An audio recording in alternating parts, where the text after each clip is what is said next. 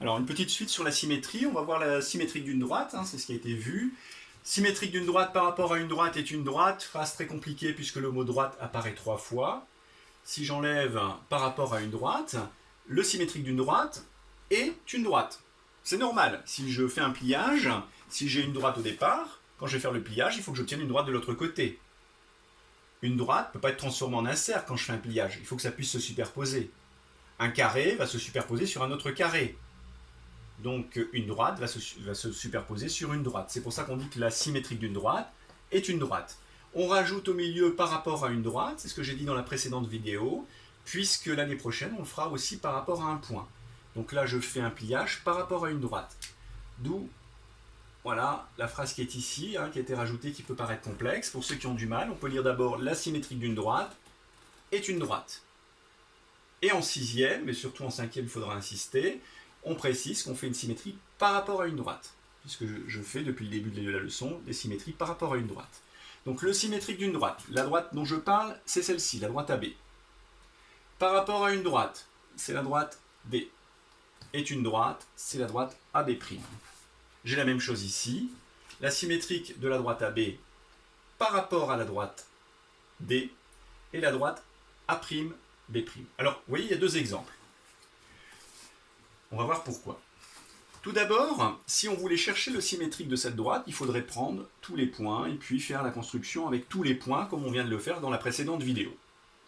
Mais on ne le fait pas parce qu'on sait qu'une droite, c'est une définition, par deux points distincts, il passe une seule droite. Donc on va chercher uniquement l'image de A et l'image de B pour construire la figure image. Deuxième point, il y a un cas très particulier, c'est le point A, il est sur l'endroit où je fais le pliage, il est sur l'axe de symétrie. Donc quand je fais le pliage, comme il est sur l'axe de pliage, sur l'axe de symétrie, il ne bouge pas de place. Donc son image que j'appelle A' est confondue avec lui-même, A égale A'. Donc c'est facile pour trouver l'image. Pour B, par contre, c'est un petit peu plus compliqué. On applique la méthode de tout à l'heure. On prend l'équerre pour faire l'angle droit, on prend le compas pour trouver l'image. Une fois que j'ai AB, que j'ai obtenu A'B', je n'ai plus qu'à tracer A'B' pour obtenir l'image. Donc ça, c'est quand un des points est sur l'axe de symétrie. Deuxième exemple, A et B ne sont pas sur l'axe de symétrie. A et B ne sont pas sur l'axe de symétrie. Bien dans ce cas-là, j'applique la méthode vue dans la précédente vidéo. Je fais une perpendiculaire pour tracer la droite AM, comme dans la vidéo précédente. Je la prolonge et je prends mon compas pour reporter la même distance des deux côtés, d'où mon codage, même distance des deux côtés. Et donc, j'obtiens l'image de A qui est A'. Je fais la même chose pour l'image de B qui est B'. Et là, on va avoir un cas très particulier, c'est que la droite AB va être parallèle à D, mais D va être aussi parallèle à A'B'. Et puis de même, A'B' va être parallèle aussi à la droite AB. Alors une petite chose encore, c'est l'image d'un segment.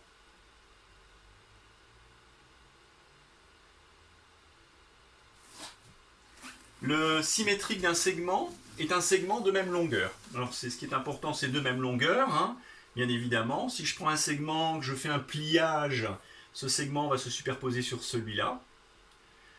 Alors sur la figure, c'est peut-être pas très perpendiculaire parce que j'ai un petit peu écarté mon écran pour que vous puissiez bien voir. Mais on fait la construction du symétrique du segment, et puis un segment est transformé en un segment, un cercle en un cercle, un triangle en un triangle, etc. Pour trouver l'image du segment, je fais comme pour la droite.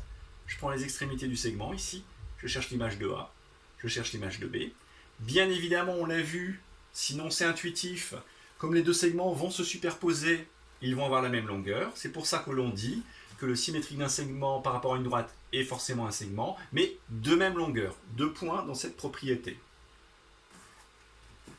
Alors, ici tout en bas, en règle générale, on retiendra que le symétrique d'un polygone, quel qu'il soit, donc on peut prendre un carré, on peut prendre plein de figures différentes, et bien par rapport à une droite sera aussi un polygone avec le même nombre de côtés. Carré transformé en carré, rectangle en rectangle, triangle en triangle, etc. Puisque les figures doivent se superposer. Merci pour votre attention.